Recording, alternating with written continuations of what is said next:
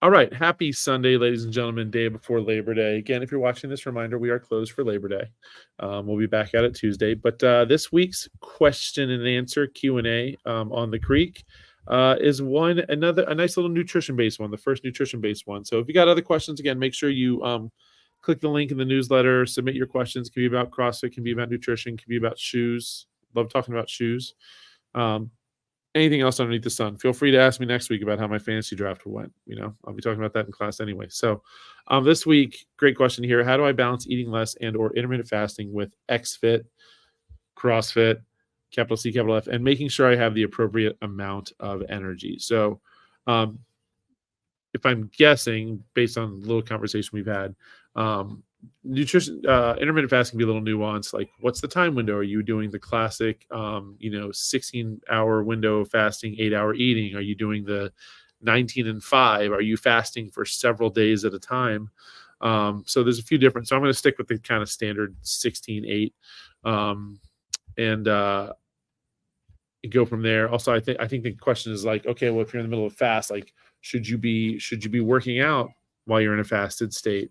Or should you make sure that you eat a little something before you work out, knowing that you haven't eaten, that your sources might be depleted? Or if you work out within that fasting window, is that optimal for burning fat? And so I'm just going to say I'm going to keep it really simple here. I'll add some links here if you want to dig a little bit deeper into the science of intermittent fasting and high intensity exercising while you're fasting.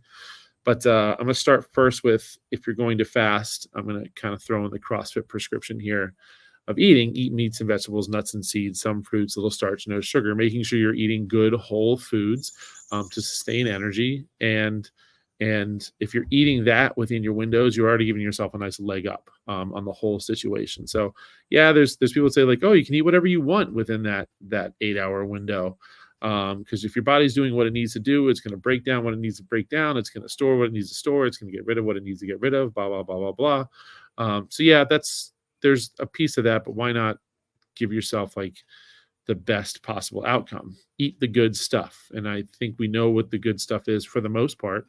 If we need to talk about that more, we can talk about that more. Ask that question. Eric, what's the good stuff? Well, I just said, eat meats and vegetables, nuts, seeds, some fruits, little starch, no sugar. I'm pretty sure the person that asked this question too might be a vegetarian, but I do know you eat fish and other seafood. Just I think it's the red meat thing that we steer clear from. So still kind of fits within that prescription. The question basically like, should you be eating during a fasted state? Are you eating enough? Are you worried? Should you worry about your energy dropping off in the middle of the workout? Or if you're eating full, are you worried about feeling full during your workout? And I think that's kind of a go by feel. If you're doing it, I think for average everyday Joe, like, do what you need to do, work out when you need to work out, kind of pay attention to how you feel. If you're working out in a fasted state, your body's going to start using that fat that you're trying to get rid of, and use it as its fuel source. If you're eating during your eating stage, just make sure that you're not eating too much that you feel like gross when you start to work out and you feel heavy and you feel bloated. If you're eating the good stuff too, maybe you won't feel that way anyway. But without overthinking it, without getting too far into the weeds of the science and all that behind it, keep it simple. Work out when you need to work out within, stick to your window, stick to your, 16 and 8, whatever your window is. Now, if you're doing like that several day fast, I would maybe pay a little bit more attention to how you feel. That might mean have a little bit of something in that window if you're working out, or just take it a little bit easier in your workouts, knowing that we are, constantly varied functional movements performed at high intensity.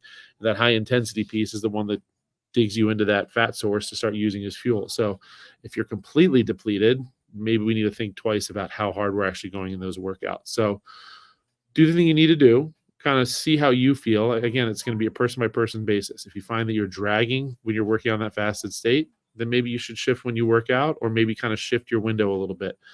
If you feel gross and heavy because you're working out inside your eating window, then maybe shift your window again and work out in your fasted state. So just do what works for you.